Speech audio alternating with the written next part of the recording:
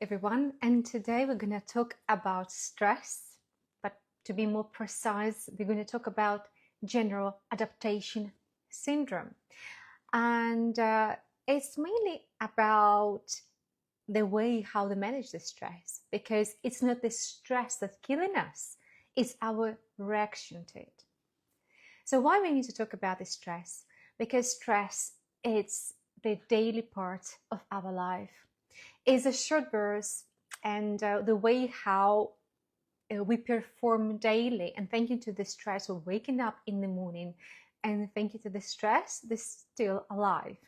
So chronic stress damaging our health, and it's essential to understand that by the World Health Organization, we well know that the stress, it's the health epidemic of 21st century and causing us a lot of different chronic disease. It's linked to cardiovascular disease, to diabetes, to depression, mental health diseases like anxiety, depression, gastrointestinal, and of course, it speeds up our aging.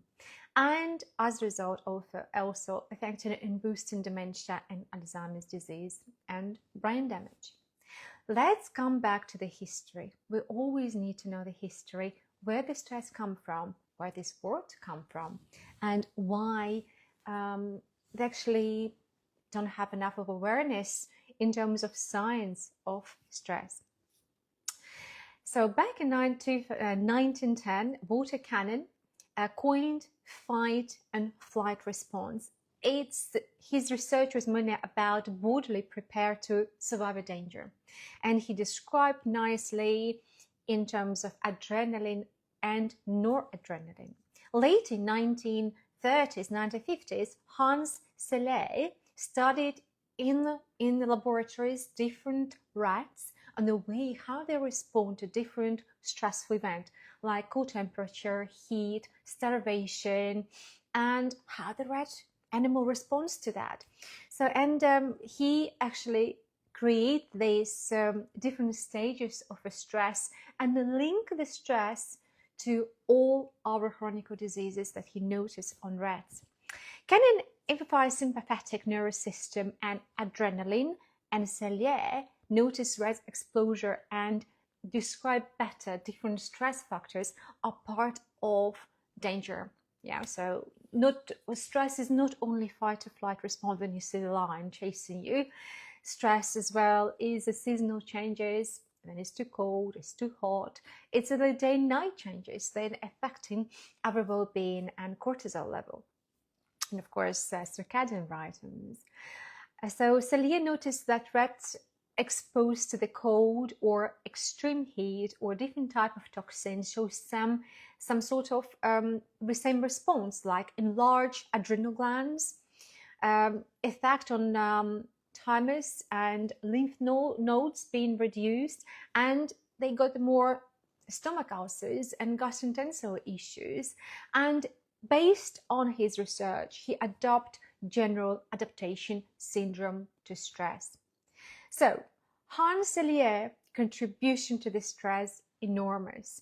He called the stress non-specific response of the body to any demand placed upon it. So it's not only severe if stressful event, as basic things like change of temperature, wind, too much sun, too much noise. So actually it's so many environmental factors then causing stress to our organism, and the way how our organism adapt or respond to the stress, and as a result can cause and bring us to chronic disease and even burnout.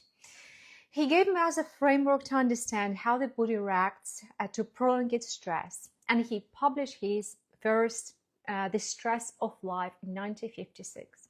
I want to have a question to the sciences and medical care. Why so many healthcare professionals and primary healthcare professionals didn't study that? Why, when 20 years ago I finished my medical school, they didn't learn all this? If the science knew about this, all the stages so many years back. That is my question. So Of course, a lot of people criticize, and probably science saying is not proved, there's not enough evidence in terms of for his theories, or research was not strong enough and not strong enough evidence, and probably that's why we decided not to teach them as a normal and standard part of medical care, medical students. So stress as survival tool. Stress response is not bad, yeah, it's protective. In general, any damage or any stressful event for us, our skin, have a both respond. If it's too much, it's damaging. If a little bit uncontrolled, it's regenerative. Yeah, so if we talk about regenerating skincare or aesthetic medicine as well, we're talking about controlled damage. Yeah, then the control might be lasers, might be needles, it's some sort of substances as well, with different words, toxins, aren't they? So if it be too much, it will be very toxic, but a tiny little amount is great regeneration. Stress is the same. Like any other substance, it's very important to keep it in balance. Then it's acute, it's life-threatening situations that are saving up our life, making very drastic and very visible changes to our body. But the problem nowadays, it's a chronic stress and physical, psychological stress, not linked to the lions and the predators. Then it used to be, we used to learn like our predators thousands years ago. So that's back to general adaptation syndromes overview. And what stages? We have 3 main stages in stress adaptation.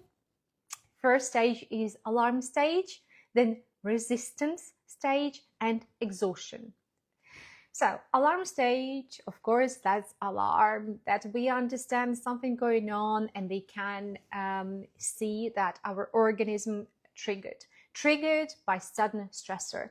And our sympathetic nerve system fires up. They have adrenaline, noradrenaline released. They have a heartbeat, they have sweats, they have shakiness, they have a dry mouth, goes to extra released adrenaline. Our blood pressure goes up, heart rate goes up, and of course sugar gets released to have this energy. And as a result, our body taking decision of the brain what to do. We run away or we fight. Yeah.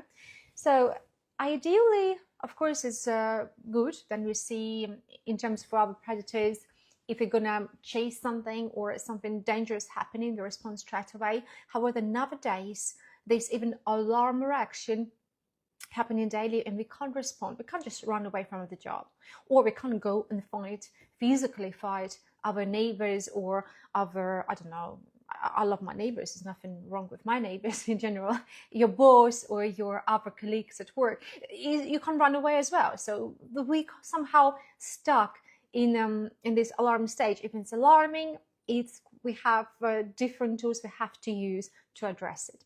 The second is, of course, the cortisol, and as a result of adrenaline release and the different, I would say, stages of brain signals, thereafter the cortisol, and the cortisol helping us to increase blood sugar. So here, sugar control, continuous glucose monitoring as well can help us to monitor our cortisol level. Yeah, we will see it. We will see it. People who will start using continuous glucose monitoring will get adapted, and we'll see morning release of cortisol all the time to adapt, see response during physical activity, during the stressful moment. Then it gets a little bit stressed with the no being stressful event, the sugar gets released, and you will see the graph of increasing sugar. And of course, it's affecting on digestion, over our appetite, and on sleep. They have too much sugar, they have too much cortisol, increased sugar, we will have a trouble to sleep because we have this produces energy to act, to do something.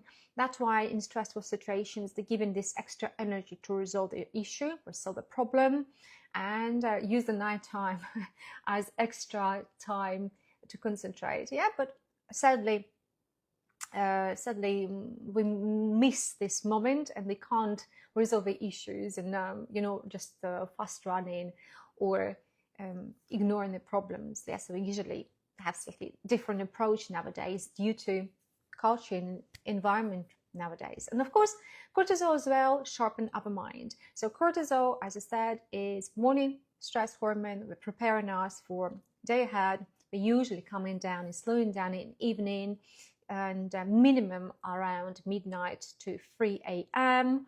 So, and the sugar levels as well going to the lowest, and raising early in the morning, early hours, depends on our circadian rhythms, end of the year. So, and of course, as I said, when we change in circadian rhythms or we change in environment, we're flying a lot, that's not good for us. It's really stressful. Our organism gets really, really stressed. So if you have to travel a lot for your job, or you think that holidays, or very often holidays, long flights and long changes in the hours, good idea. That's not good ideas at all. Please save up your central nervous system, reduce the stress, and try to travel less than you think is beneficial. It's not that beneficial for us. It's very important to adapt. If you travel, make sure you do it wisely and you follow your stress responses. Yeah, so you're fully equipped. You have enough knowledge how to adapt to new environment and new temperatures changes, sunlight, and circadian rhythm of a new place, and be kind to yourself. Because if you do it, it's all the time rushing between the countries, or extra that we have a family, we have a daily stress, that will go into chronic stress. So yes, even holidays and a lot of different traveling can cause us a lot of chronic stress. Even if you believe, even if you think that your life is not stressful. As a result, you might develop hypertension, insulin resistance, abdominal obesity, immune suppression, you might ill, and of course, mental and cognitive decline. So be careful and analyze everything. So stage number 2 is resistance. As the stress persists. Nowadays, majority of stress, they do persist. We can't, as I said, easily during a stressful interaction at work, go and fight to your boss or run away from your boss. Of course, we all be trying, they going to the doctors and, oh my God, I'm too stressed, I can't work anymore. And this is a response, that is response as fight or flight. We'll find a way. And that's not a solution. That running away from your boss is not a solution. If you already can't manage, you can't talk to your colleagues at work, you can't negotiate with your boss, you probably need to understand that there will be not resistance. Your boss is there. Probably you have to go, rather your boss will go. And you need to take real, true decisions. And that type of response, stress-related work absence, now I would say in critical high level. That means we don't have knowledge, nor your boss, nor environment, nor the culture, that you can't run away from that. We need to sort this out. And if you're taking extra days due to stress, because you need to recover, if you think when you're coming back, if you're not creating this proper communication and proper negotiation of environment, if you not assess your values, are you sure you will be able to continue and you'll be able to resolve your stress? So here is stress to persist. They should be addressed. It's not a good idea to run away. You probably need to face and find the solutions, because cortisol remains elevated. So of course you can take some reasonable days off, few days off, you might feel better. But in general, we need absolutely complex approach to that. So body will adapt to the stress. They will adapt to the new level of sugar, who will be absolutely, probably regularly more elevated, because more elevated cortisol. And usually the body doing that for you to run, or do something about it, or have switched on ideas, you to act, you to do something. But we don't do anything, because it's not that easy to change the job nowadays. It's not that easy move to a new place. It's very complicated. It's time consuming. It's become really hard to make these changes. So that's why a lot of us getting into this resistant change, because all the change is taking so long, they get into the stage, the third stage, of exhaustion and a burnout. It's prolonged stress, and they already our reserve get depleted, because whatever we do now, application to any single job, even to resign you have 3 months. You know what, this 3 months is the absolute burnout. And that's not normal. We need to change it somehow. If you want the government and the European Union and the world in general want to change it, they need to change possibility for people to exit or to hire someone or fire someone. They need to make this process much easier. We're talking about the job because work, financial well-being is number one cause of the stress, of anxiety of us, because we rely on it. Yeah. So if before people, they were more about condition like too sunny, too hot summers, and they don't have enough nutrition to survive a winter. Now we're worried about financial situation and our financial well-being. So as a result, they have chronic fatigue, depression, anxiety, immune suppressions, and increased illnesses, and of course, burnout and chronic diseases.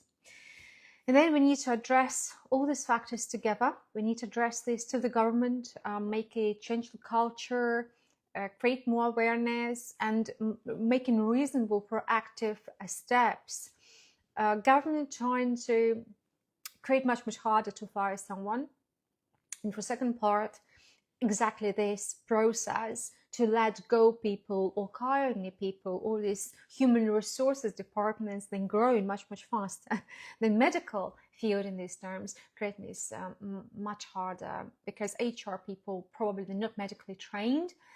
It will be probably a good idea to have a healthcare professional in HR department, human resources, who will be able to talk about and navigate the job environment and the culture within the companies. So the modern lifestyle is just stressful, because we have a lot of work pressure, we have finances, they have constant notifications, it's different emails, social media. We're overwhelmed with the care given to the children, because of the law regulations, and raising the children and next generation become much harder and much more expensive comparison to 100 years ago, even 100 years ago. It's different from acute survival. Yeah, we're facing dangers that our predators were used to, and of course, chronic activation of this anxiety, the stress of tomorrow, and our constant shift not helping. So mind and body connection here is crucial. We have to learn and accept the stress. That stress is not just psychological. It's affecting our brain as a result, affecting our memory, our mood and cognition, the way how we perform.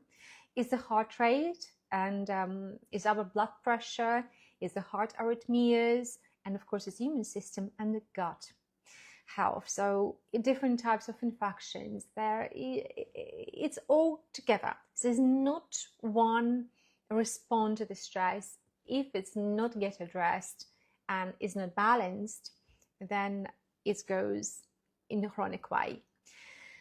So what is burnout, chronic fatigue syndromes, post-traumatic syndrome disorder, and increased chronic diseases in stress populations?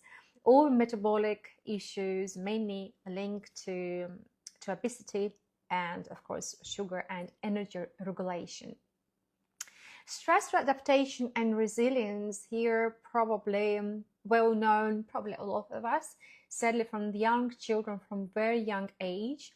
And it's very dangerous because so many different factors now affecting an increasing child, different types of autism and different types of brain development, because the children growing up under severe stress, they, in terms genetically, we never experience so many, I would say, behavioral changes, because our children experience the stress even before they've been born during the pregnancy. Women under the pressure to work, women under pressure to go through a lot of different phases, come back to work, then the baby is still only a few months old. So we can't avoid it. But what we can do, we can learn how to respond to this stressful event and how to recover of stressful event in the right way. So here, social support, optimistic, and I would say positive psychology is flow state, and find your values, find your support of your family, of your friends, physical activity, the good sleep, and in general, purpose. Be positive about yourself is crucial and very important. Practical strategies, lifestyle medicine, we recommend to sleep from 7 to 9 hours and exercise. It's aerobic and strength training. It's a balanced nutrition, reduced sugar, a processed food, and different form of relaxation techniques as breathing, yoga, tai chi, or classic stretching before you go to bed.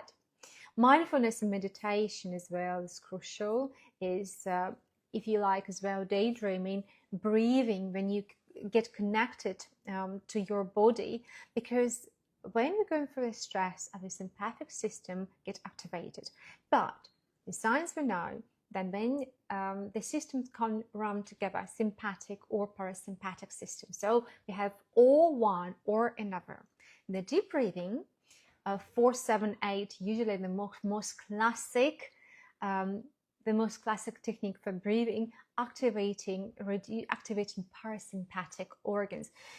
It's controlled breathing. We count to 4 to breathe in, then count to 7 to hold the breath 7 times, and the exhale and count till 8. So cognitive reframing is the way how they accept the stress, and it's a black and white. So they have a different options how we can respond. So it's a cognitive behavior therapy. Probably I will explore this in upcoming videos. Social connections, there's your family, your friends, and of course is health boundaries, is a time management, is exposure to social media, to different noises, to different smells, is connection to the nature. So all that comes as one. Stress in healthcare practice, you'll be surprised, but the most people who have the most stress and more experience burnout is healthcare professionals. They're doctors, nurses, and the people from primary healthcare. Because in primary healthcare and healthcare people, they absorb a lot of things and we're helping people. And sadly, our emotional capacity is limited. Shifts of 12 hours is not healthy. I hope that worldwide people and government and social, I would say, even the same healthcare professional is going to change in the shifts of long hours to something more reasonable, because it's simply, this is direct way of burnout. I think burnout people, nobody know better comparison to healthcare system. Primary care people, what's mean burnout is emotional, it's emotion exhaustion. Then you can't cope anymore. Is a second, there will be people who involved in the care for elderly. Again, it's symbol care, not medical care, but still as a caregiver, is elderly caregiver. Then people who witnessing suffering and have emotional overload to themselves. We don't see that. How mothers get burned out, looking after the children for next generation. How women looking and juggling families, providing this love and care. Looks simple and easy, and we just don't recognize and don't see the stress and the burnout behind it. This should be, first of all, addressed, learned why it's happening and how we can prevent it. Every single family. So yeah, so if you involve with a lot of sympathy, a lot of emotional connection jobs, you higher risk to burn out. So to address that, they have different tests where I highly recommend to do, or assist yourself, even just to find out, to level yourself, to understand where you're based, is perceived stress scale or burnout inventory. address lifestyle factors in consultations, and normalize stress discussion and reduce your stigma.